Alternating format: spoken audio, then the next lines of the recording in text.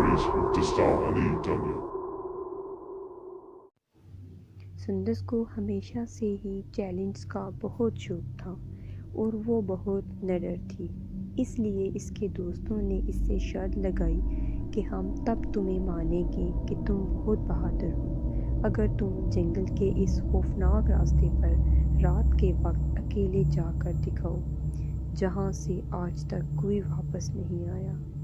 سندس نے ان کا چیلنج قبول کر لیا اور اپنی گاڑی لے کر راستے پر روانہ ہوگی۔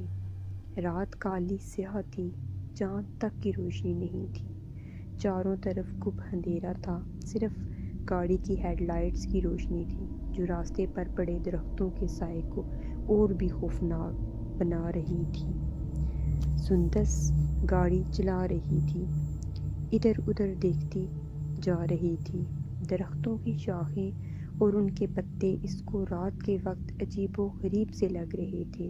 ہوا کی آوازیں جب درختوں کے درمیان سے گزر کر آ رہی تھیں تو ایسے لگ رہا تھا کہ بہت ساری روحیں آپس میں باتیں کر رہی ہیں۔ یہ آواز سن کر وہ اور بھی خوف میں مبتلا ہو رہی تھی، اور راستہ تھا کہ ختم ہونے میں ہی نہیں آ رہا تھا۔ راستے کے دونوں طرف ایک بھی سائن بورڈ نہیں تھا۔ اسے سمجھ نہیں آ رہی تھی کہ وہ گاڑی کو کس طرف موڑے۔ اسی دوران وہ یہ بھی سوچ رہی تھی کہ لوگ کس طرح یہاں آتے ہیں اور پھنس جاتے ہیں، کوئی واپس نہیں لوٹتا، ایسا کیا ہے اس جگہ؟ اچانک سے اس کا ریڈیو بجنے لگا جو کافی ٹائم سے خراب تھا، اور اس میں سے عجیب سی آوازیں آنا شروع ہو گئی، جیسے کہ اسے کوئی کچھ بتانے کی کوشش کر رہا ہو کہ واپس چلی جاؤ۔ آواز بھی ٹھیک سے سنائی نہیں دے رہی تھی، پر سندس کو سمجھ میں آ گیا کہ وہ آواز اسے کیا میسج دینا چاہ رہی تھی، اور اس میسج کو سن کر اس کے جسم میں کپ کپی سی طاری ہوگی۔ وہ آواز اس سے کہہ رہی تھی کہ وہ یہاں سے واپس چلی جائے، مگر سندس پھر بھی گاڑی چلاتی رہی تھی۔ کبھی اس کو اپنے سامنے روڈ پر عجیب و غریب سی شکلیں نظر آتی، وہ تیزی سے اس کے سامنے سے گزر جاتی، مگر سندس کو ان کو اپنا وہم سمجھ کر ان پر زیادہ توجہ نہیں دیتی تھی۔ اچانک سے ایک خطرناک موڑ پر سندس نے تیزی سے گاڑی موڑی تو سامنے کا منظر دیکھ کر اس کی آنکھیں پھٹی کی پھٹی رہ گئیں۔ اس نے تیزی سے بریک لگا کر گاڑی کو روکا۔ روڈ پہ سامنے ایک لڑکی کھڑی تھی، اس کے کالے کالے لمبے بال اس کے چہرے پر پڑے ہوئے تھے۔ وہ لڑکی سندس کی طرف اپنی خالی آنکھوں سے گور رہی تھی، اور سندس کے جسم میں سے اس کو دیکھ کر جیسے خون سا جم گیا ہو۔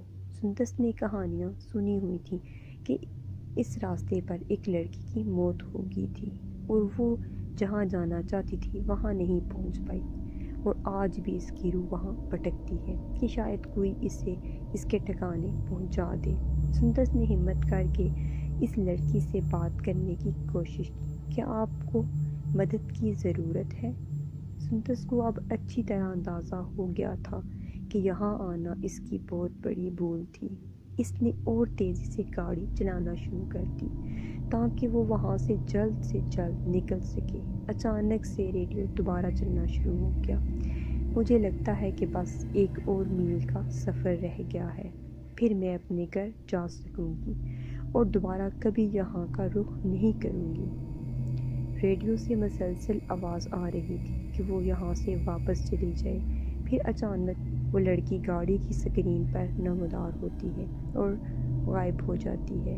پھر یکدم وہ گاڑی کی پچھلی سیٹ پر دکھائی دیتی ہے اور گاڑی رک جاتی ہے، اور ایک زوردار چیخ سنائی دیتی ہے، اور بالکل ویسے ہی جیسے اور لوگ اس خوفناک راستے پر گئے اور کبھی واپس نہیں آئے۔ سندس کے ساتھ بھی وہی ہوا تھا اور وہاں سے کبھی واپس نہیں آئی، اور کسی کو نہیں پتا کہ اس کے ساتھ کیا ہوا ہے۔